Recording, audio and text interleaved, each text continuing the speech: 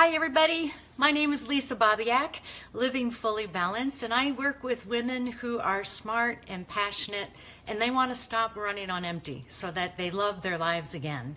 And I want to talk to you about 3 scenarios, and I wonder if you can tell me what your first response is. Okay, so here they are. When you don't agree with your boss on how she's running the meeting, it's not effective.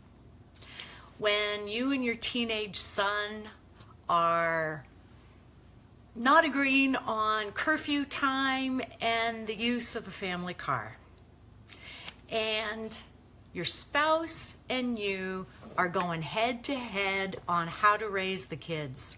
You've both been raised in different types of households and you haven't seen eye to eye in a long time. What word comes to mind?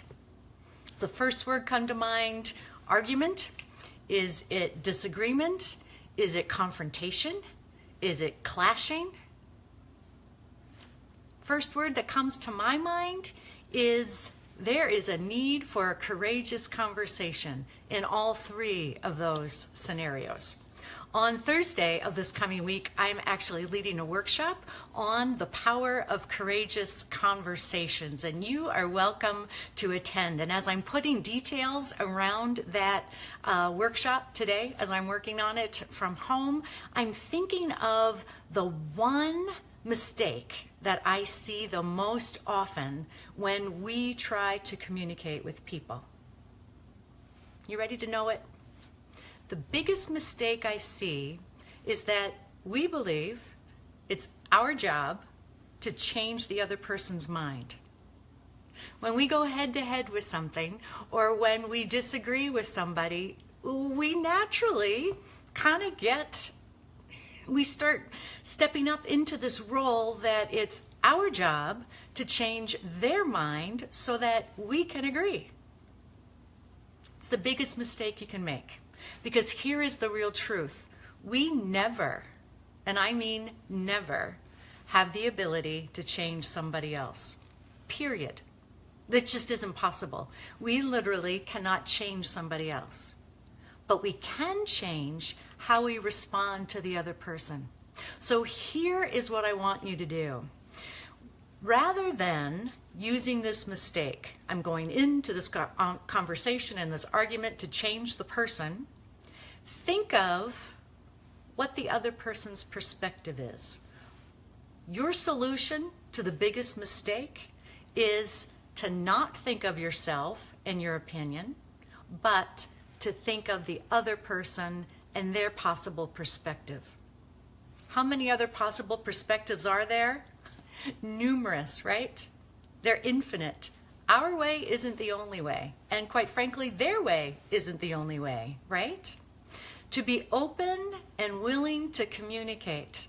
The 2 things I'd encourage you to go into every conversation with is an attitude of curiousness and an attitude of connection. When we're curious about what the other person is feeling and expecting and believing, and when we earnestly want to connect with that other person and keep the relationship intact, that's when you will have healthy communication and courageous conversations. If you want to join the workshop on Thursday in Prior Lake, Minnesota, I'm going to attach the link above when I'm done with this video, and you are certainly welcome to join. It's for the Prior Lake School District, and it is open to the public. Love to see you there and learning about the 3 strategies that we do before a courageous conversation, how to prepare for a courageous conversation, and we'll also talk about the 5 structures to a courageous conversation. And if you want to know more about Living Fully Balanced, I'll also connect the link below, because we are never done working. I believe living fully balanced is always a work in progress, but it's fully possible when we take personal responsibility, when we pair it with brave action, and when we put in a whole lot of grace. This is Lisa Babiak, Living Fully Balanced, and I look forward to hearing your comments below. So join the conversation on Courageous Conversations. Talk to you again.